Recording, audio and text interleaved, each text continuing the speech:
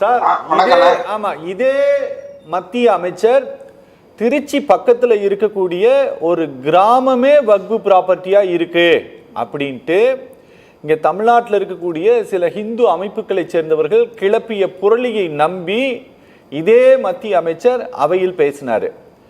இங்க தமிழ்நாட்டில் இருந்து போன கலெக்டர், ரெவென்யூ ஆபீசர்ஸ் எல்லாருமே ஜாயிண்ட் பார்லிமெண்டரி கமிட்டி முன்பாக உட்காந்து அப்படியெல்லாம் எதுவுமே இல்லைன்னு சொல்லிய பிறகு அதை பத்தி எதுவுமே பேசாம இந்த பில்லை கொண்டு வந்துட்டீங்க, பரவாயில்ல, ஒன்றும் பிரச்சனை இல்லை. ஆனா இந்த நிலத்தை எல்லாம் வச்சு சரியா நிர்வாகம் பண்ணா இந்த நாட்டையே மாற்றி அமைத்து விட முடியும்னு சொல்றீங்கல்ல, அந்த இடத்துலதான் எங்களுக்கு சந்தேகம் வருது, உங்களுடைய நோக்கம் என்னவா இருக்கு அப்படின்னு சொல்லிட்டு.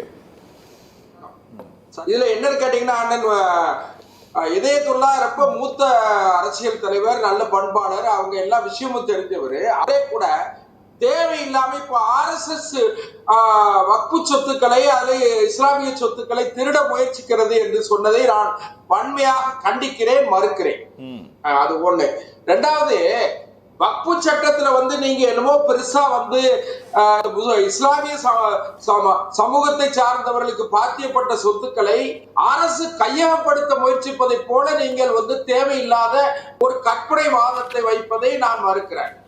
அதுல என்ன கேட்டீங்கன்னா, இந்த வக்ஃபு சொத்துக்களை நீங்க ஒரு முக்கியமான விஷயம் இன்னைக்கு கூட நீங்க தொலைக்காட்சியில, உங்க தொலைக்காட்சியிலே கூட நான் செய்தி வந்ததுன்னு நான் அறிகிறேன். அதாவது மத்திய பிரதேசம் போபால்ல வக்ஃபு மசோதாவை ஆதரித்து பெண்கள் பேரணி நடத்துறாங்க. அது இன்னைக்கு பெரிய மீடியால பார்த்திருப்பீங்க நான் நம்புறேன். இன்னைக்கு மாலை ஒரு 4 மணிக்கு அது செய்தியில வந்தது. ஒண்ணு. ரெண்டாவது, திருநெல்வேலியில இதே வக்ஃபு சொத்துக்களில்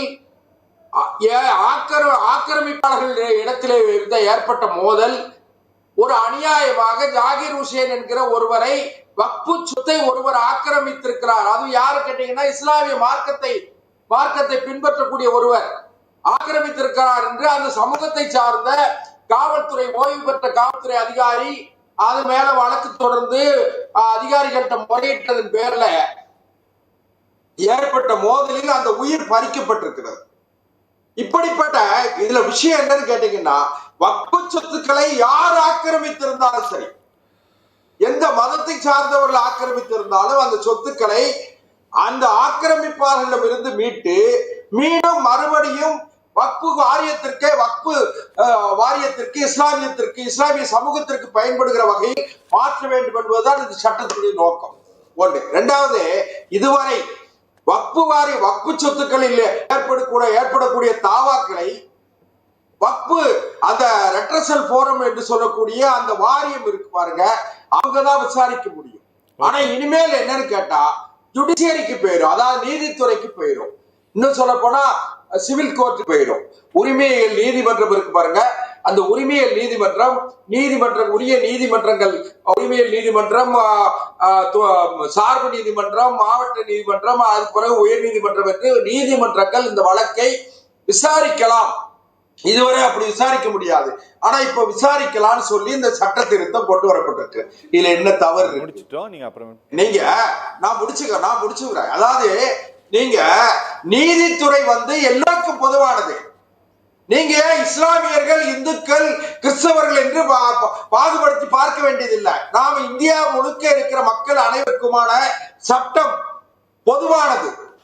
அது உரிமையியல் சட்டமாக இருக்கட்டும், குற்றவியல் சட்டமாக இருக்கட்டும், அது ஒரே முறையான சட்டமாக இருக்க வேண்டும் என்பது மத்திய அரசு ஒரு நல்ல முயற்சி எடுத்திருக்கிறது.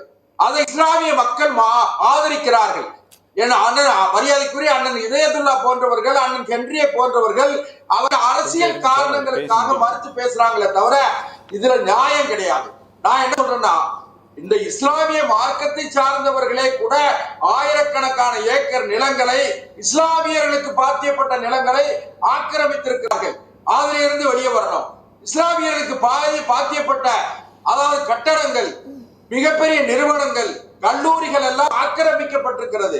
அதையெல்லாம் மீட்டு மீண்டும் அந்த சமூகத்திலே இருக்கிற ஏழை எளிய மக்கள், இஸ்லாமிய மார்க்கத்தை பின்பற்றக்கூடிய ஸல்லல்லாஹு அலைஹி வஸல்லம் பெருமானார் நபிகள் நாயகத்தை பொன்மொழிகளை பின்பற்றக்கூடிய அல்லாவை ஏற்றுக்கொண்டிருக்கிற அந்த மக்களுக்கான சொத்துக்களை அந்த சமூகத்தின் பேரான இருக்கிறவர்களும் ஆக்கிரமித்திருக்கிறார்கள்.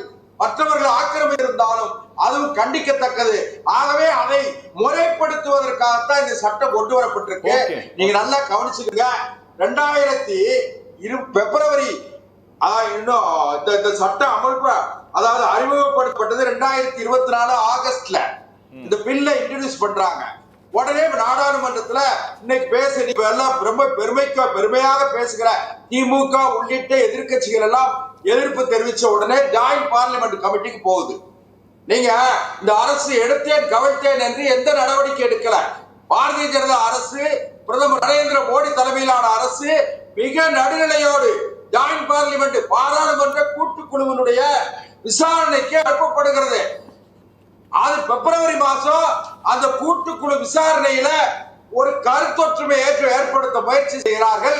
அதுக்கு பிறகு அதிலேயும் ஓட்டெடுப்பு வைத்து 24-15-11 என்ற வித்தியாசத்துல அந்த தீர்மானம் பாராளுமன்ற கூட்டுக்குழுவால் நிறைவேற்றப்பட்டு இன்றைக்கு இந்த நாடாளுமன்றத்தில் சட்டமாக்குவதற்காக இன்றைக்கு விவாதம் நடைபெறுகிறது. ஒருவேளை டிவிஷன் கேட்பாங்கன்னு நான் நினைக்க. நீங்களும் கூட சொன்னீங்க ஓட்டெடுப்பு நடைபெறலாம்.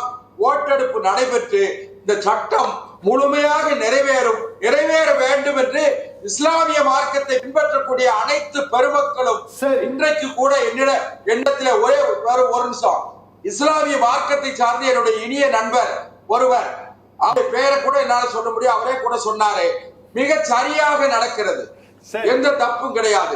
ஏன்னா இந்த இதுல இஸ்லாமிய சொத்துக்களை ஆட்டையை போட இப்படியே சொன்னார், ஆட்டையை போட நினைக்கிற இந்த இஸ்லாமிய மார்க்கத்தில் இருக்கிற பண முதலைகளுக்கு இது ஒரு சவுக்கடியாக இருக்கும் என்று அவர் சொன்னார். அதையும் இந்த இடத்துல பதிவு பண்ண நான் விரும்புகிறேன். சரி, நல்லது.